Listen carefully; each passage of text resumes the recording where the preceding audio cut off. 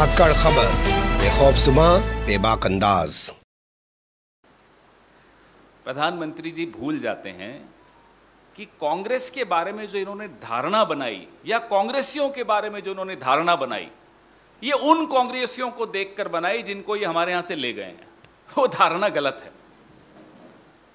गांधी परिवार और कांग्रेस पार्टी की तासीर समझने में नरेंद्र मोदी और अमित शाह को कई जन्म लेने पड़ जाएंगे।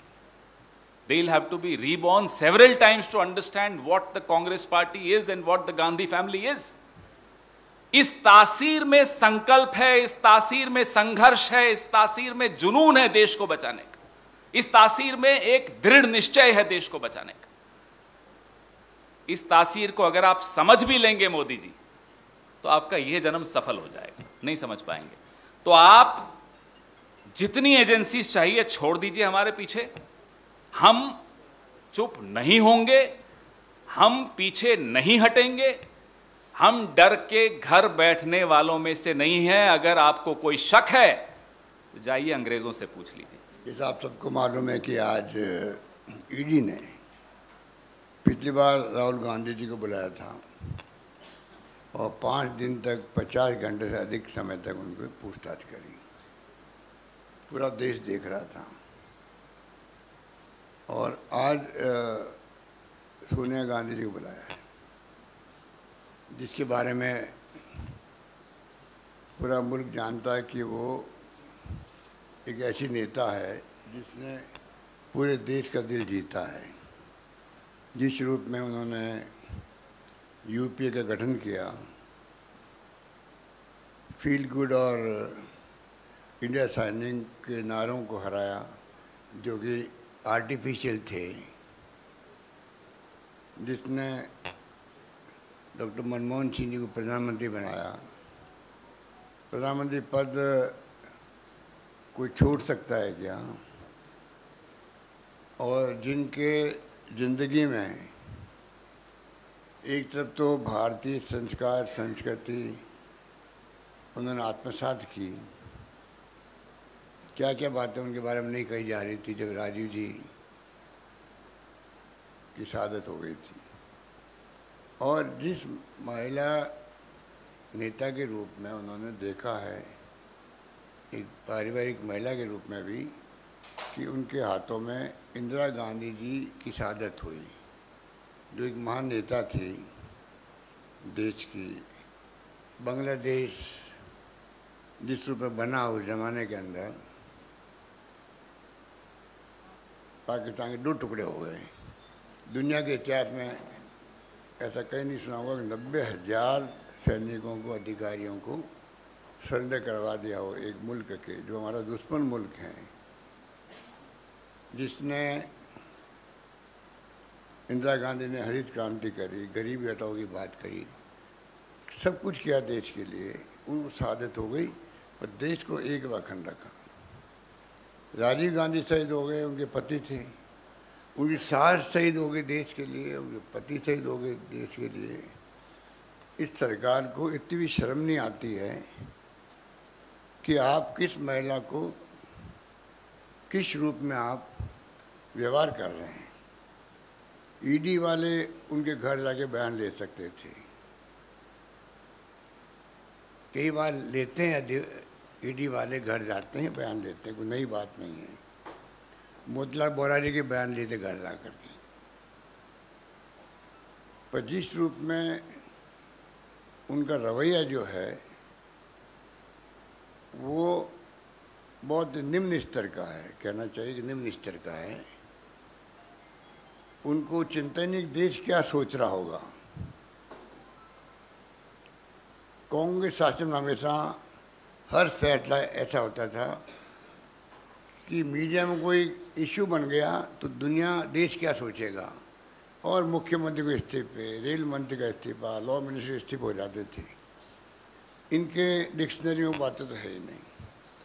इसलिए आज सोनिया गांधी जी को जिस रूप में बुलाया गया वो बेहतर तरीके से हो सकता है। हम जानते हैं, मानते हैं, कानून सबके लिए समान होता है, पर इनके शासन में कानून सबके लिए समान नहीं है।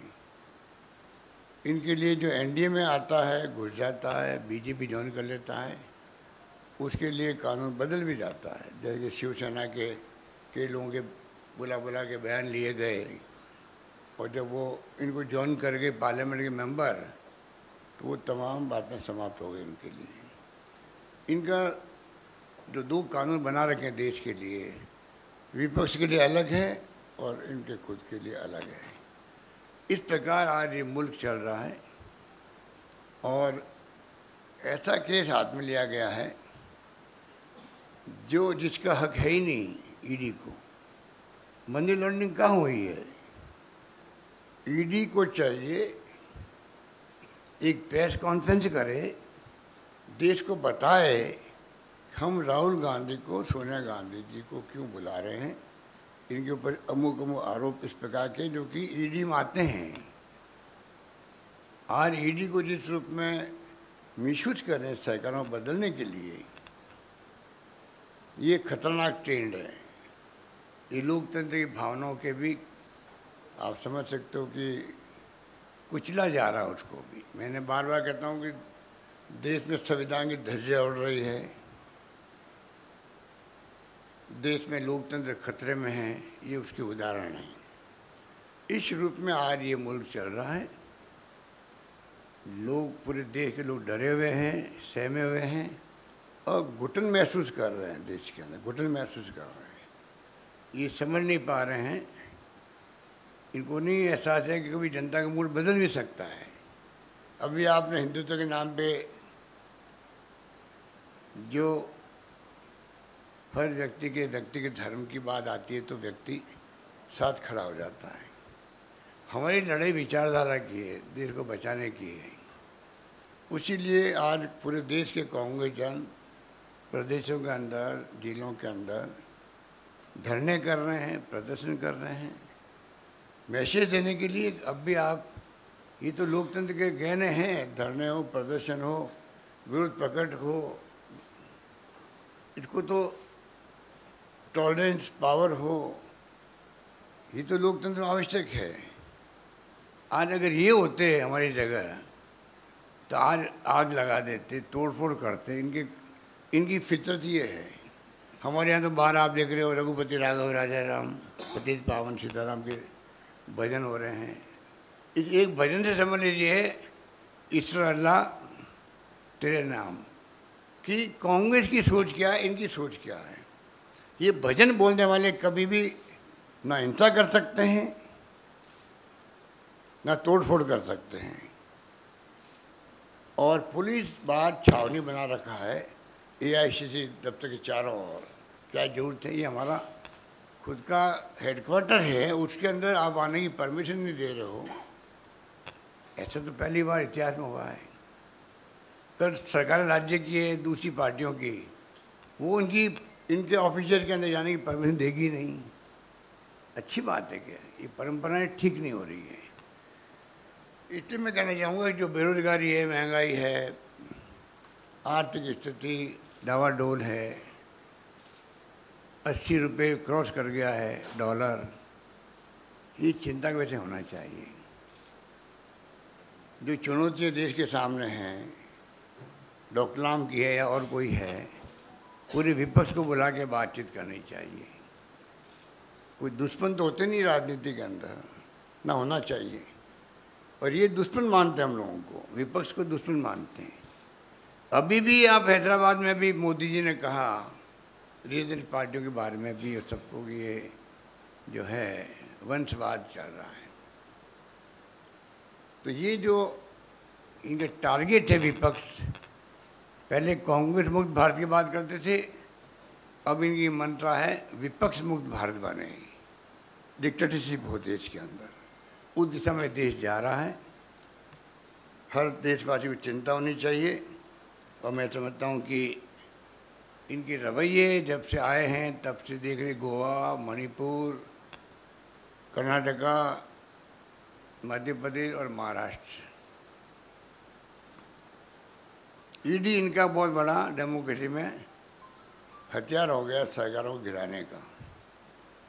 इससे घटिया बात कोई हो नहीं सकती कि आप एक एजेंसी के माध्यम से मेंबर पार्लियामेंट को डरा करके, धमका करके, और आप सरकार बदलते हो और गर्व महसूस करते हो।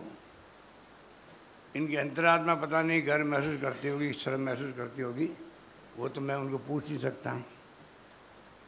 पर हालात देश में यही है जिसमें सब लोगों को लगता है ये हो क्या रहा देश के अंदर। इन स्थितियों में हम लोग चल रहे हैं और सीआरपीसी से जो प्रोसीजर है देश का, कोई गलती हुई है तो एक प्रोसेस होता है, उसके अंतर्गत ही आप 15 साल के कम उम्र के लोगों को या महिलाओं को नहीं बुला सकते इस प्रकार से।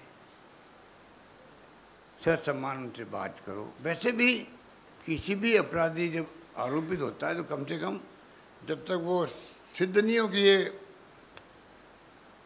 इसे जुल्म किया है, तब तक आप कैसे उसको अपराधी मान सकते हो। ये तो और मामला अलग तरह का है, पर इनके लिए तो वही है कि जो इन्होंने ठान ली है वो हमें पूरा करना है। इसलिए मैंने कहा देश में भय का माहौल है, देश में माहौल घुटन का है, इसको समझने के प्रयास नहीं कर रहे हैं। गांधी परिवार को ही क्यों कर रही है, जिसने इतने सेक्रीफाइस किया है, त्याग किया, बलिदान किया। मोतीलाल नेहरू के वक्त से ही पंडित जवाहरलाल नेहरू की कोई उपलब्धि थी नहीं इनकी दृष्टि के अंदर। आज 75 वर्ष मना रहे हैं अमृत महोत्सव। नाम तो एक से एक बढ़ करके देने के लिए